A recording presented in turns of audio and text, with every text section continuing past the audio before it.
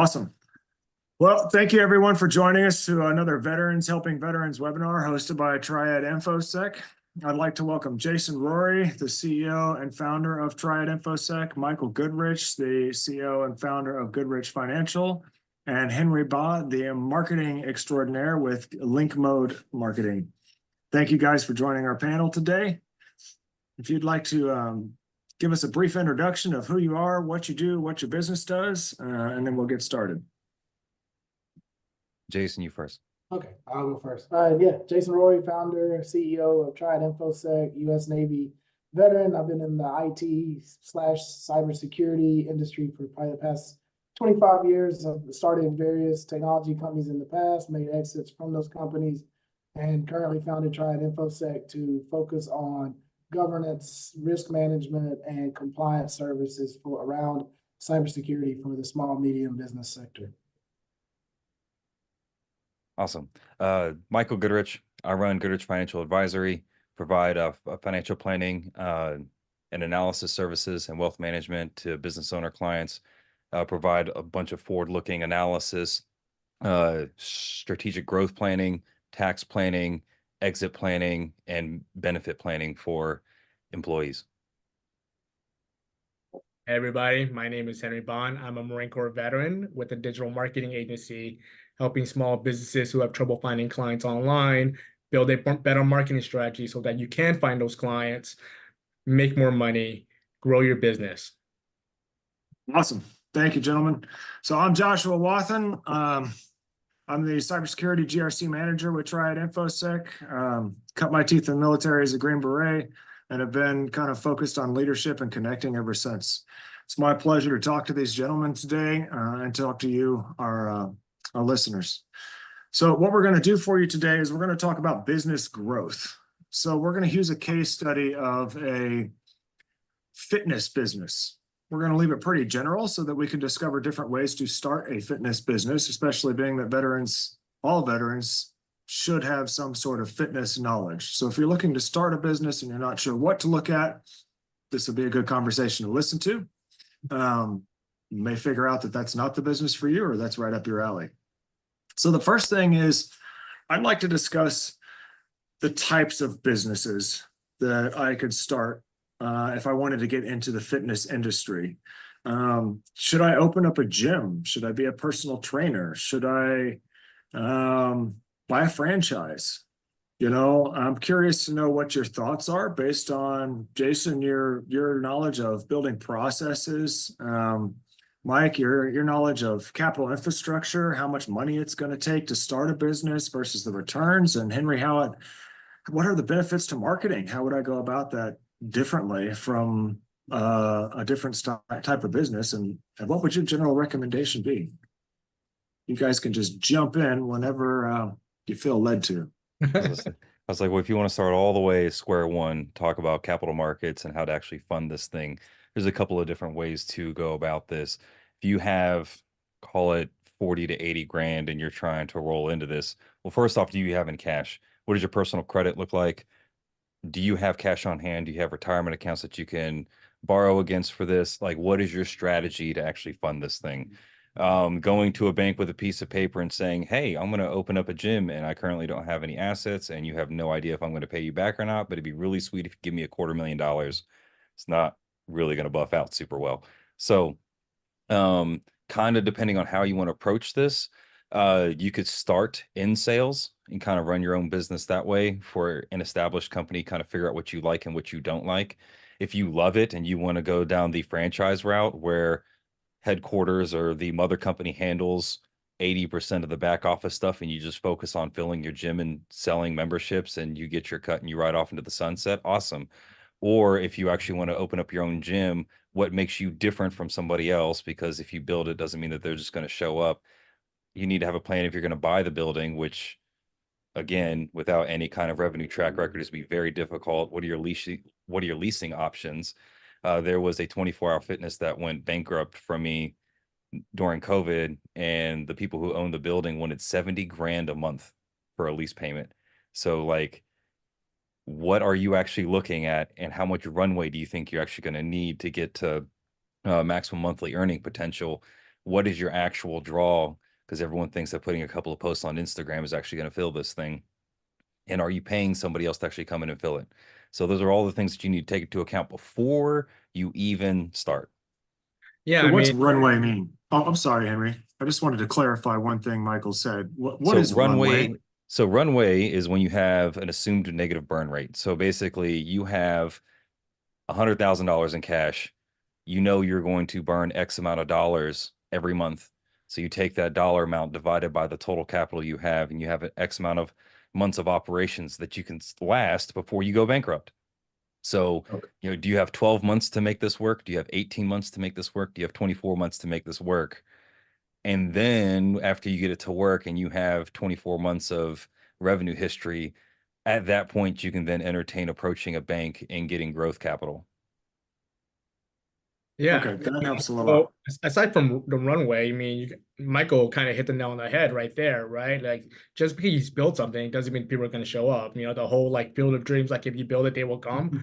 That's not really true. I mean, if you build it and you do great marketing, then they will come, kind of thing, right? If you promote your business well, if you, I think the term is like, if you build it right, do some great marketing, they will come.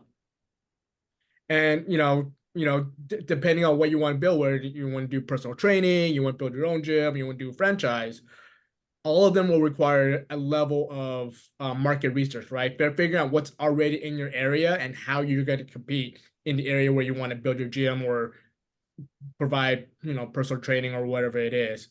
I mean, you have, ask around, and, for your friends and family, what's the going rate in your area?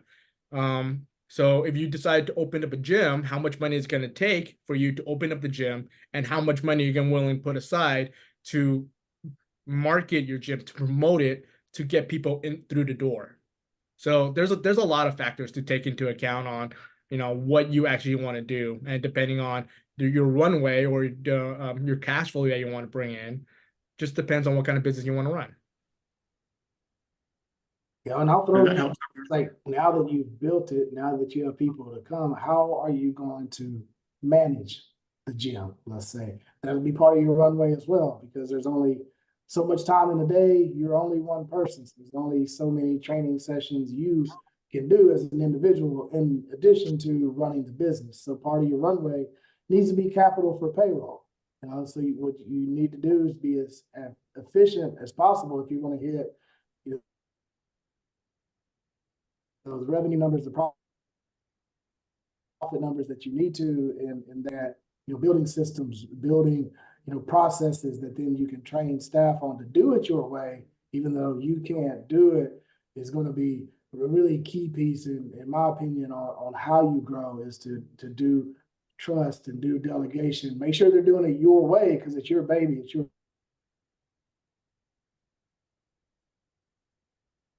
business. You can't do everything yourself. So, people. Yeah, 100%. And then on top of that, you need to have a plan. Are you hiring somebody immediately and adding that to your burn? Or are you going to try and run this thing solo at first? And then you start slowly bringing on people? Like, obviously, personal training fees alone is not going to keep the lights on in your gym. So you're going to need some kind of baseline membership. And what does that look like? What is the promotional draw? So the offer needs to make sense to the client in your area, and it needs to immediately have perceived value to it. And then after you get those squared away, then you go to somebody like Henry and you turn up the marketing and the advertising to get people to show up, because it's a no-brainer. Yeah, and most people don't realize this, right? Like, gyms are communities. So what kind of community do you want to build within your gym? You got to think about that, right? Like, it's the whole like culture fit thing, and And are those people in your area? And are those people in your area? If you want to be like, well, I'm gonna build a CrossFit gym, or I want to build like a gym for nerds, or whatever it is, like, what kind of market is there in the area that you want to build your business in? Yeah. And you can look at lower barrier of entry, right? Depends on what you're passionate about. You could open a gym, but maybe you're not passionate about training people on how to work out. Maybe just the idea of the gym, the membership, the recurring revenue, that's what's attractive to you. If you do really have a passion for personal training, maybe you go that route first. Maybe you become a personal trainer, because it's a lower barrier of entry when you're looking at startup costs. you go around, you market yourself. Yeah, you definitely have to do that. You have to build a brand within yourself. You're helping people, you're gaining that following, and then maybe it then scales into, starting your own gym. I mean, very similar to a person who has a passion for cooking. They start with a food truck. It's much cheaper than a brick and mortar restaurant, but they may grow into that restaurant, then a second location, then a third. So it just depends, what you're passionate about, really, what you want to follow. I'm not gonna lie, I like the idea of a fleet of food trucks. You just keep scaling more food trucks. You start at one, right? You start at whatever. I don't know. I know if you guys know who Dave's Hot Chicken is. I'm sorry, Dave's Hot Chicken. So they're a franchise, they're a nationwide chain now. But I remember them as a little food stand in a parking lot in East Hollywood, right? They had this little corner of in a back end parking lot. They were just slaying hot chicken like 2 days out of the week. And like 5-6 years later, I mean, I see 4 or 5 locations in every city that I visit. So it's just interesting. You're talking about startup costs and things like that. Is you want to start small, right? You want to test the market. So if you want to start a moving company, buy a truck and start and a lot of insurance. And a lot of insurance. Right. Talk to the financial guy. Buy a truck and start moving your neighbors around, right? If you want to start you want to get in a restaurant, get a food stand and start, selling food or whatever. So whatever the lowest barrier entry for you to, test your product to the market and see if there's a fit.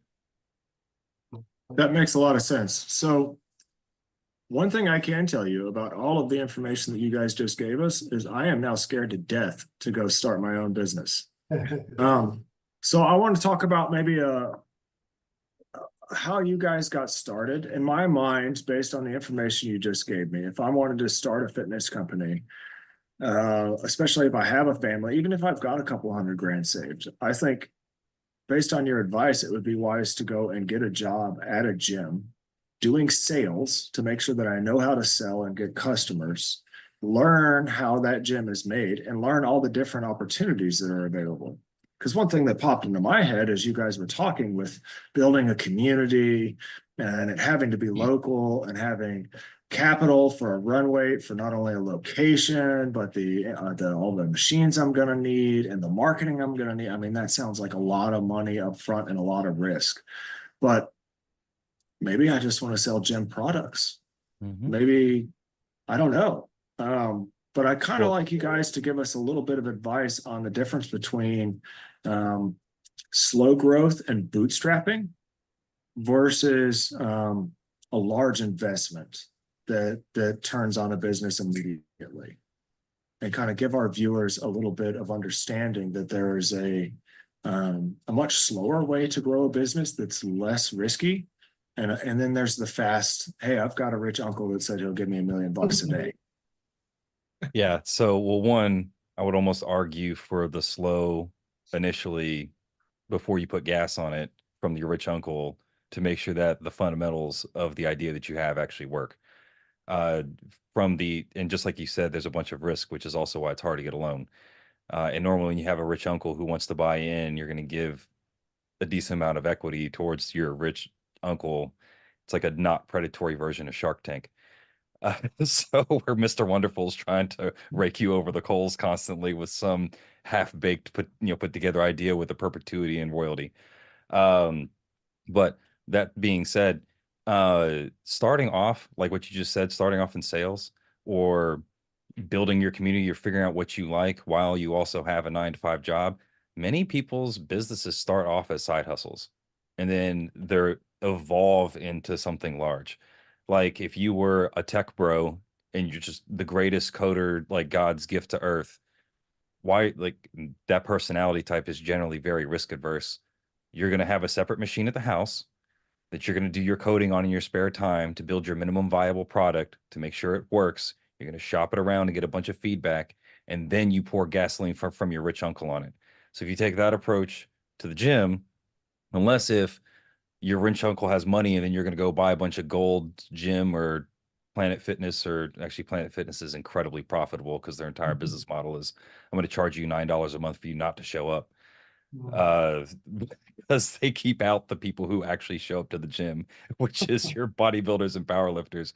But whatever business model you like, you got to figure out what makes you unique. So like what makes you different than the Gold's Gym, because you just sat there for 9 months selling Gold Gym memberships.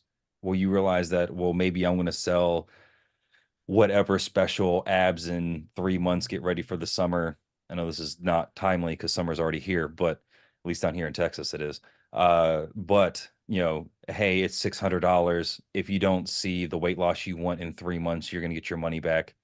And then at the end of that, and then also talking about supplements scale well, where you can sell supplements on the top, or not your own supplements. I'm talking about just having stuff there for the patron to spend their money on, where you actually have a margin on it. So that would be, and then the slow growth version of that without the rich uncle is you spend more time in sales than probably what you want to actually get good at it and get all the reps in. And then you end up leasing a small gym, whether it be open air, whatever, warehouse gym. They're all popular in commercials in the toilet. So leasing warehouse space is actually not a bad idea right now.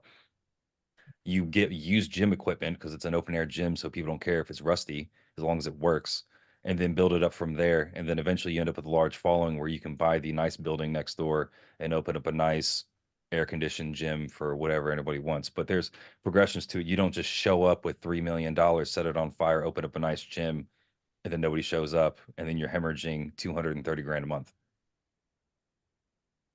That makes a lot of sense.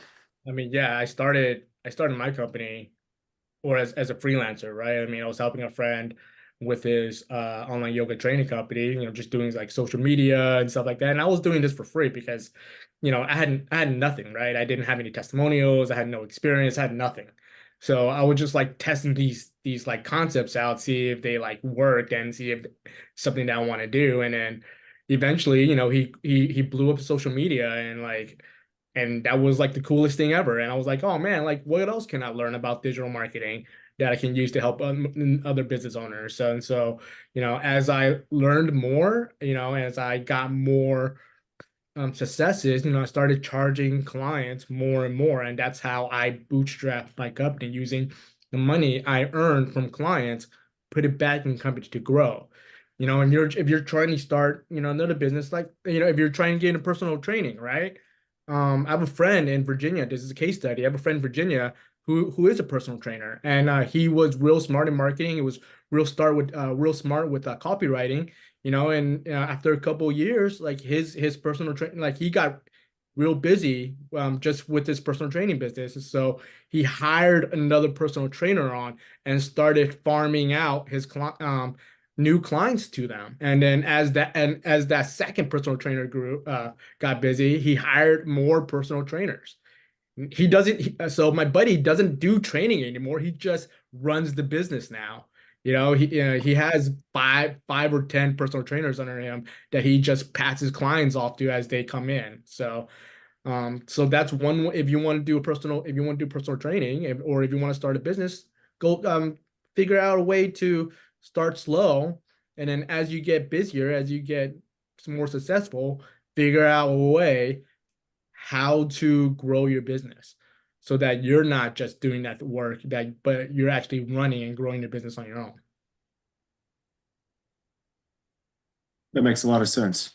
Jason, you got any thoughts around bootstrapping? Yeah. I mean, well, that's how my last company started. So, you know, I don't really have any experience with the rich uncles. I don't have any of those, nor have I really ever started a business that required a lot of capital to get going. You know, I didn't need a building, didn't need equipment, and everything I've done has all been service related. So you're really just kind of selling your knowledge in a sense, right? So yeah, you know, I bootstrapped. You know, my last company, when I started it back in 2006, I took a little bit, I know Michael, you'll hate me for this, but a little bit of a cash advance off of a credit card. And, you know, I bought business cards and some old school trifold brochures. And, you know, I just started networking and offering to fix people's computers. And, you know, finally started getting a little bit of attention, and I was doing it as a side hustle, you know, to test it out. Is this really going to work? You know, I maintained a full-time job for probably the first 2.5 years of starting the company. I was just doing it in the evenings, on the weekends, just, whenever I could do it, till it got to the point where, I was kind of faced with that decision to leave the corporate job and take the risk or not. I took the risk, and, basically over the next 16 years, I turned, that cash advance into a multi-million-dollar IT company. Yeah. But it was all around bootstrapping and testing the waters and going slow, and, being kind of strategic with your hiring as well. Like Michael talked about, just, do you want to run the race and hire a bunch of people up front? For me, I got to the point where I felt like I was almost getting to the point where I was too busy. So I got a part-time contractor to help out, kind of fill the gap till we grew a little bit more. Then I brought him on full-time, and then rinse and repeat, that kind of process. So it's slow growth with the company, testing the waters, but once you see it successful, then you want to, take as much as you can revenue-wise and reinvest it in the company for your marketing efforts to be able to grow, because now you can handle that scale because you've developed your processes, right? You have everything documented and a training program in place to be able to bring people on, get them up to speed with the way you want things done, because if they follow this process, they will be successful, the company will be successful, the clients will be happy, and you'll keep growing. And that was really the cornerstone of my last company and what made it successful from bootstrap to exit. You actually brought up a really good point, because you said that you use the cash advance off your credit, off your credit card. That's leveraging your credit score. You were responsible enough in your personal life where the bank felt comfortable giving you a large unsecured loan to make it happen. Call it. Go ahead. Listen, is it as ideal as something else? No, but at least it's not a large government-backed recourse loan. Mm. Yeah, so Jason, you're talking about like a personal credit card, right? You're not talking about business credit card. No, there was no business credit. I didn't even know what business credit was. There was no DUNS and number and anything like that. It was just a personal credit card I had. And I think I took somewhere around $2,500, $3,000 to invest in marketing material and maybe a laptop, at the time, and just went to work. That was it. Yeah, I can mean, think of a lot worse things to spend credit card money on. no, seriously, like you could buy a new TV, or you can start a Hey, business. yeah, exactly. And you're like, it's funny because I had a job too when I started mine, and people are always asking me, it was like, hey, like, should I quit my job to run this? And I was like, no, like your business isn't like at a point yet for you to quit your job. Like you have money coming into your life, you can use that money to, fund your side hustle. And that's exactly what I did. Yeah, until your side hustle can replace your or your full-time job can replace your side hustle, right? Well, it's like maybe mine's a little bit different. Leap too. That's a scary leap. When you hit that point, you make the decisions like, can I do this? Because even when you hit that point, at least in my experience, that point of company revenue that you can take through distribution, salary, however you have it structured, it's probably not going to be anywhere close to the salary you're making with your full-time job. Let's be real. So yeah, I mean, you have to really, really be passionate about it. You have to really have that serious conversation with yourself, because depending on the type of company you started, if you may just be sitting there waiting on the phone to ring, scared. That's where I was at. So the correct model as well. One of the biggest things is recurring revenue. That's what you want to chase. You want to chase the subscription, and that's probably why. What was the name of the gym, Michael, that has the really good business model? That's why, because they're charging you they're getting that $9 a month, no matter what. Like you said, they don't show up to the gym. They got an empty gym. They got 1,000 members at $9 a month. You know what? Now they have less members to have to support, so the overhead drops and makes them more profitable. So yeah, you just kind of want to chase that recurring revenue.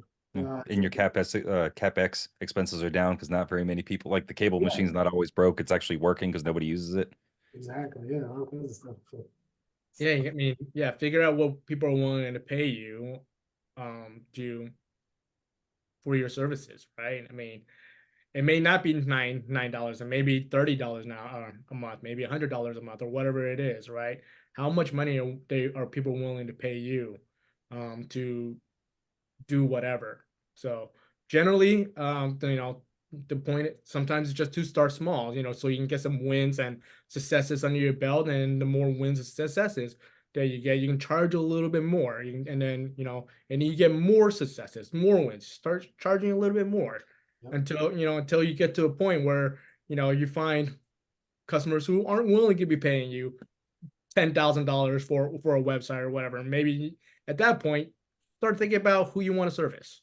Right. I was gonna say, it's like Yeah. thinking about who you want to service is super important, because the person midtown, fancier side of town, they're very okay paying a $300 a month gym membership for the CrossFit experience. They don't care about the $36 a month Gold's Gym thing. It just doesn't do it for them. They want a very particular experience. So if you want to niche down like that and go after a very affluent market, that's fine. Just have the plan. Don't advertise to the regular individual who has zero interest in that. Right. No, that's a good point. And that's what I always learned, you know, once I actually got enough, you know, kind of money going where I could reinvest it in marketing strategies. And, you know, I was told by several, you know, marketing consultants and professionals, experts, that really without a target market defined, you really don't have a business, because you're going to end up wasting a lot of time and a lot of money just throwing your services out there, just hoping someone will buy.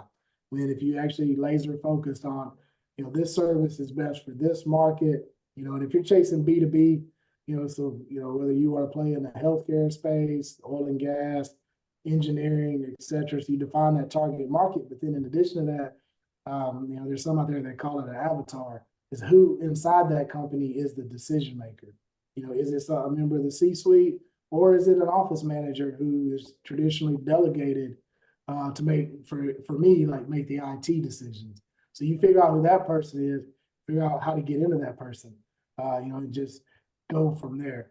So you're right, Michael. Yeah, some people definitely, you know, $300 a month, that's what I want, because I want that level of experience. I don't want the lower end experience. Or if you want the, you know, the cheaper membership and play more of a quantity over quality play, then, you know, if that's what you want to do, go for it. Yeah, you guys bring up a bunch of great points here. I think something super important to be clear on is the demand of the market and how much you value yourself. I think that generally speaking, if I value myself at $100 an hour for personal training, I have to start much cheaper than that until I have reached the demand of the market, and then I can charge 100. Once my demand exceeds my competition, I can charge more. Right. And so if you use those guidelines within any business model, one, you've got to value yourself. If you think that you're going to make a living off of $25 an hour and train everybody yourself, it's not a living. You may not even survive, even if you have everybody beating down your door. But as demand increases and you've got 100 people asking for training, you can raise your price and let 30 of those people say that's too expensive. You're going to make more money in the long run, and you're going to spend less hours. And then getting a strategy around the competition and the market space, the way you judge that is if you look at your market and it's growing at 20% and your business is growing at anything above 20%, you're essentially beating your competition. And so then you can start to look at whether or not you want to capture more market space at that rate, or whether you would like to raise your rates and maintain the growth that you have. So I think that's something very important. A couple of other things that you guys had talked about were priorities and inflection points. I think it's really important that we distinguish as business owners where your priorities are at.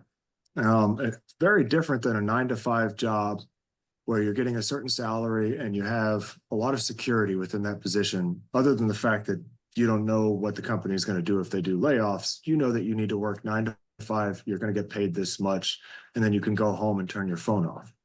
Whereas with an entrepreneur, like you said, Henry, do you want to buy a TV or do you want to start a business? It's really that simple. And then to follow that thinking, I'd like to hear a little bit more about the inflection points that you guys had from bootstrapping to going full-time. What did that look like from revenue standpoint? What did that look like from time spent standpoint? And then even scaling a little bit further down the line to, now I've been full-time for a bit, and here's where, you know, Jason, where I'm going to start backing off of some of the day-to-day IT tasks and focus more on business growth. Same thing for you, Michael and Henry. What does that plan look like for you? If you haven't been there yet, what are you looking for in the future to get there? Can you help our viewers kind of understand how to set some of these goals and milestones and what priorities? Let's be realistic. If you want to come home at 9 or at 5 o'clock and watch TV, this isn't the lifestyle for you. Right. It's better that you hear that now than $100,000 later. Oh yeah. So let's be honest with our viewers and see if we can help them out a little bit. It's like, Jason, if you want to go first, because my Oh. approach and experience in this looks a little different than what it Yeah, would this is traditionally. different for everybody. I mean, from a bootstrapping, making that decision, to be honest with you, I wasn't super strategic about it. I knew that's what I wanted to do eventually. And I just felt like I was bringing in, and this was all I was just charging per hour at this point. So it was kind of hard to gauge because you never know when that phone's going to ring. But it was ringing enough to make me feel confident that it would keep ringing enough and more, and that I could make it, I could survive. And when I say that, I'm talking about just surviving. You know, I mean, everything the business was bringing in, I was pretty much having to take out, you know, just to make ends meet financially, pay the bills, etc. Not only for the business, but obviously for me personally, because I just left my corporate job. So then you just have to start hustling, you know, and as things grow, to answer kind of the second part is, you get to that point, and, you know, kind of back to what I was talking about earlier, you know, delegating and trusting, if you really want to scale, because again, even as a business owner, as you grow, there's only so much time in the day. And again, you're only one person.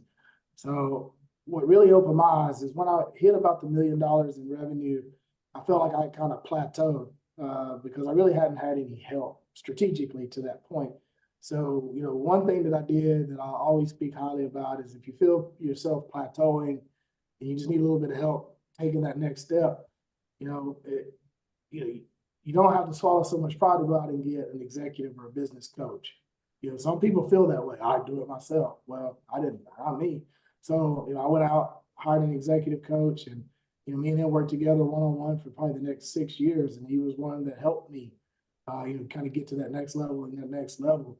But I will kind of leave with one of the best exercises he gave me when it comes to knowing your worth as a business owner, delegation and trust. He said, I want you to go back to your office starting tomorrow. And for the next week, everything you do inside the business, write it down. And if that task isn't $150 an hour task, find someone else to do it.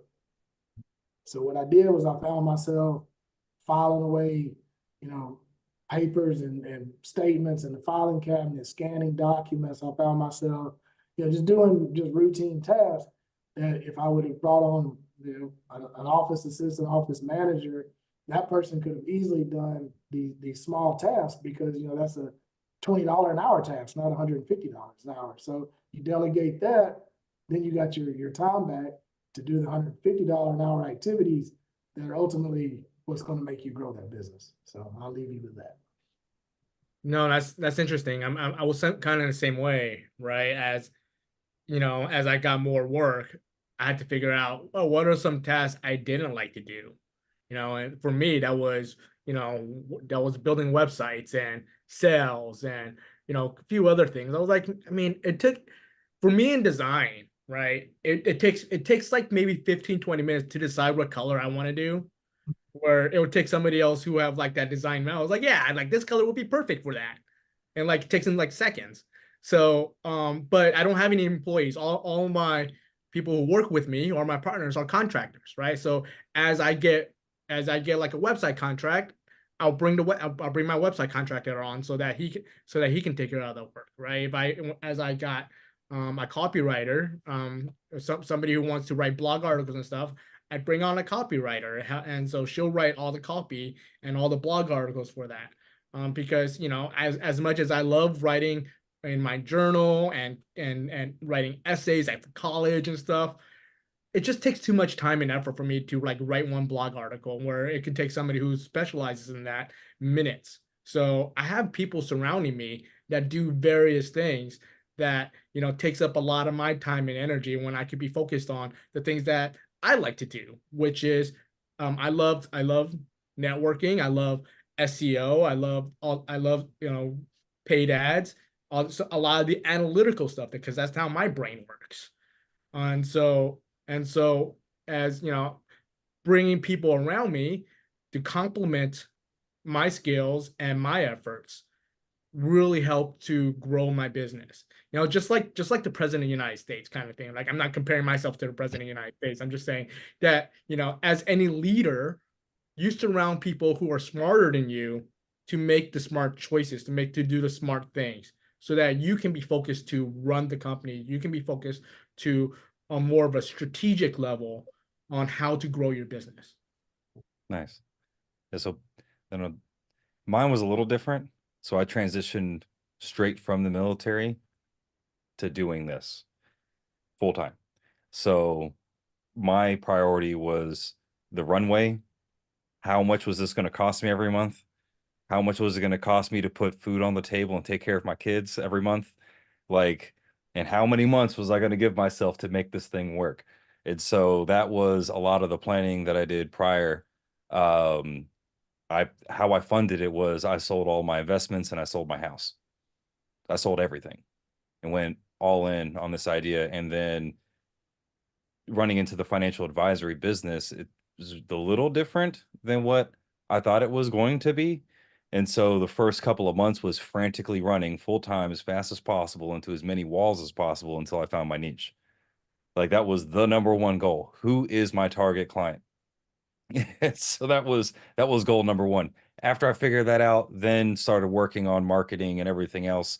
My approach for employees are going to be a little bit different. They're going to all end up being W-2 just because of compliance reasons. I need to be able to ensure the deliverables on the other end. Ideally, Henry's approach is better, 1099. It's a lot more cost effective, and it allows your partners to take on business in their business, even if it's white labeled through yours, and build their dream instead of them working for you. But depending on what you want to get into is like the whole gym topic that we were on. Like, ideally, you know, you invite other personal trainers into your gym because their marketing advertising brings you gym memberships. Like, at the end of the day, you want more gym memberships.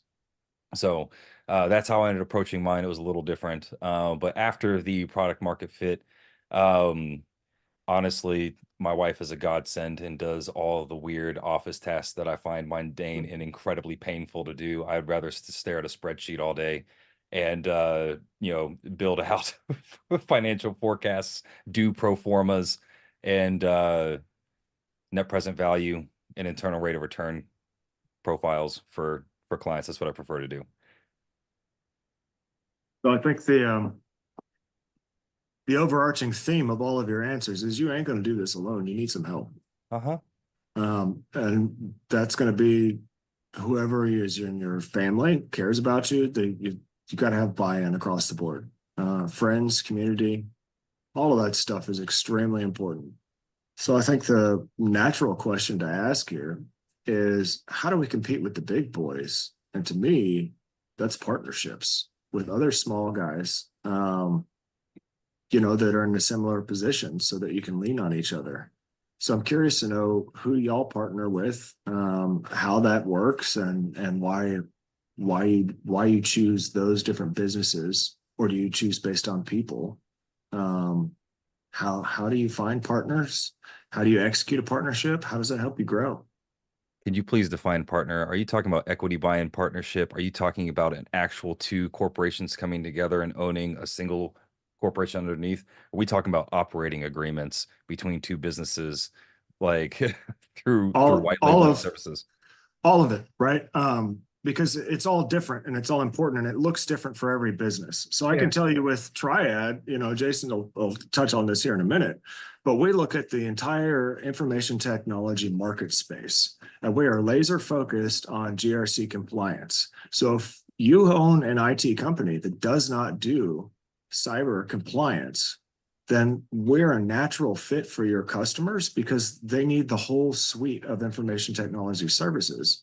And we're not fixing your servers, and we're not coming in and fixing your laptops. So our customers, when we send emails out to get information from their IT staff and they turn around and go, I'd like to start looking, it helps to have some partners on deck. So this is a CIO partnership or COI partnership, center of influence. I'll give you an example. For us, yeah. Yeah. But that may not be the case for your business and what Yeah. you're doing, Okay. I was like, because I was asking, because you got to be real careful with partnerships and having a legal binding agreement with equity involved. Because you got to pick that person. It's basically a marriage. Like you have to be very, very careful. Now, if you have rich uncle again, right? And he's giving you a bunch of money and he wants equity, it's fine. He's a limited partner. You're the general partner, he's the limited partner. His distribution cut is now passive income. He has no managerial say. And for not having any managerial say, his proceeds are tax advantaged as passive income. So, which is really important. August 1st last year, the SBA changed the rules. You can do SBA loan buy and buyout. So you can do partial like equity transfer through financing. The all general partners, anyone over 20% equity position, and the business itself all have to guarantee that loan. But going back to the COI portion or how I partner with other people, it's CPA firms and attorneys. Attorneys do not like giving any kind of financial advice, any kind of advice that's outside of their lane. So I get hit up a lot for pro formas. Hey, I got somebody who wants to build this commercial, whatever. Can you run through the numbers? And they pay me to tear it apart to see who's lying, really. And so then accountants, it's, hey, I got this guy who keeps surprising me doing weird, crazy voodoo stuff with his numbers on the P&L statement. Can you please tell him to stop? Can you help him with his FP&A so that he can kind of plan what he's going to do so that's not a dumpster fire at the end of the year during tax season? So those are the kind of partnerships I focus on. Other financial advisory firms have partnerships with larger advisories that handle compliance and back office work. So it looks kind of weird in the finance space. There's a bunch of different options, but that's my 2 cents. Yeah, I think for us, you could interchange the word. I think what Josh was coming about, partners for us, is essentially vendors. Yeah. It's a vendor agreement. So like if I go out and say, hey, I'm going to fill your virtual chief information security officer role inside your company, and we're going to manage your cybersecurity program. And let's say one of the things that we're going to manage is breach response. Now, we don't do breach response as the operators to come in and do the forensics work and do, the reputational damage, all that and the above, but we have relationships with other companies who can come in and do that. So, we can't offer everything. We want to stay focused and laser focused on exactly what we're good at, which is, as Josh mentioned, the GRC side, doing the compliance effort, governing your entire cybersecurity program, making sure you're managing your risk properly, but other services that correspond with that, is who's managing your IT systems. That could be your IT staff, could be an outsourced IT vendor. So we have partnerships with companies that we can bring to the table. It's kind of our partnership. So are you bidding their prices on the RFP? Because I've seen that and people try and take spreads over top of it. Sorry, request for proposal. It depends. I mean, there are some that it's going to go both ways. What I'm about to say is, we could appear to try and be the security team for, say, a managed service provider. So we're essentially what we call on their paper. They're billing the customer for everything, and we're billing them our fees. So the customer never sees our fees, and it can go both ways. Or we have arrangements where there's just an introduction made, a referral, and we do the work directly with the client, and so does the IT company. And we may work out some type of referral fee, and we're able to do that, because we're not regulated in that sense. I was going to say, regulation and that contract with that vendor is very important on your end. If you're going to build 100%. That's where that contract and that is worth the 3 or 4 hours of attorney fees. Yeah, is all your vendor agreements. So definitely good point, Mike. Yeah, I mean, same way. Like I have a lot of vendor agreements who work with me. You know, as I talk about all my contractors, they're all vendors, right? You know, well, whether you know, looking for websites. I mean, just recently, I was contacted for to do some media work for a lawyer for a law firm. They needed to do they needed new videos of some SMEs for some like talking head videos and new photography and whatnot. And you know, I don't do that myself, but I have people, I have relationships surround me that do that. So I just grab that contract and say, hey, I mean, I can fulfill this. Reach out to my vendors. Reach out to my contractor. Say, hey, man, I got this contract. Is this something that you can do? They say yes. I bring everybody into the conversation, and I charge a little fee on top, a little finder's fee on top of that, and fulfill that contract. Right? It just really depends. And then I also have referral partners. So you know, like business coaches. Michael is a referral partner of mine. You know, Jason is too, and we just pass referrals back and forth as we find somebody who needs a service that, you know, that's completely outside. They may need a business audit, or they may need some IT work. I just pass those on because I know that, you know, everybody on this call does good work, and so I don't have to worry about my reputation being tarnished by bad actors. Because So, you've done your due diligence. There you because go. I've done my due diligence. Yeah, partners is a loaded term for sure. So it's, Yeah. Yeah, absolutely. And I think one thing that I really picked up from you guys is it's not just about the quality of the service, it's the quality of the person that provides the service. I think that when it comes to especially long-term relationships based on recurring revenue with any referral partner, any white label, any full-time partner that's a general partner or a limited partner, it's all about the person. Do you guys have the same vision? Do you have the same character? Do you have the same bandwidth? Right. I think that's if somebody's going to buy into your business or buy into you to trust you enough for referral, it's really important that you refer them to somebody else who walks, talks, and smells like you do. Because that's what they've grown to expect. So I think that's a very good point. That you've got to, your community has to be your culture. So I know we're running out of time here. The way I like to end these things is to kind of go around and offer one piece of encouragement to any veteran that may be getting ready to dive into the topic that we discussed here today. My piece would be understand where you are. Draw a line in the sand of where you are. Draw a line in the sand of where you want to go. Figure out how much time you're willing to take to get there. And then do not stop until you either get there or you run out of time. You've got to put your nose down and go. I think for me, it would be, you know, find your passion. Don't be scared to chase it.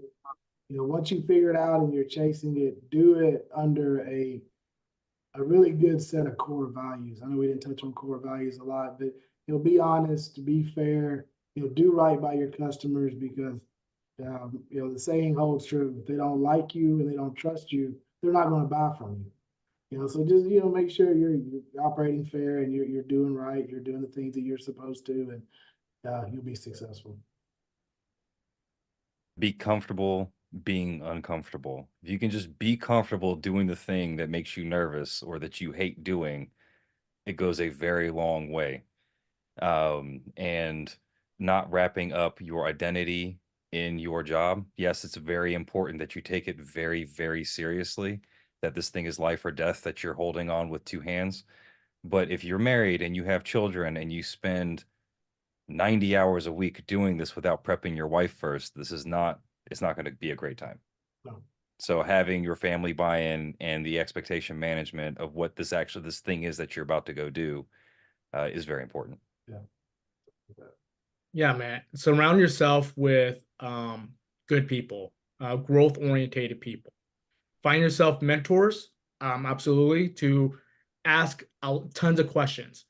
Now, when you find yourself a mentor and they give you a piece of advice, take that advice do it, go back to that mentor and say, hey, I did this thing. This is how it turned out. What should I do next? Right? If you go back to that mentor with those 3 things, saying that exact statement, they will give you more advice for you to grow your business. That's awesome. I think all of that is extremely valuable information. So I'd like to take a moment. Thank you guys. Thank you, Jason. Thank you, Michael. Thank you, Henry, for joining us today. Thank you, everybody who's watching this right now. And until next time, this has been Triad InfoSec's Veterans Helping Veterans webinar. And we'll see you next time.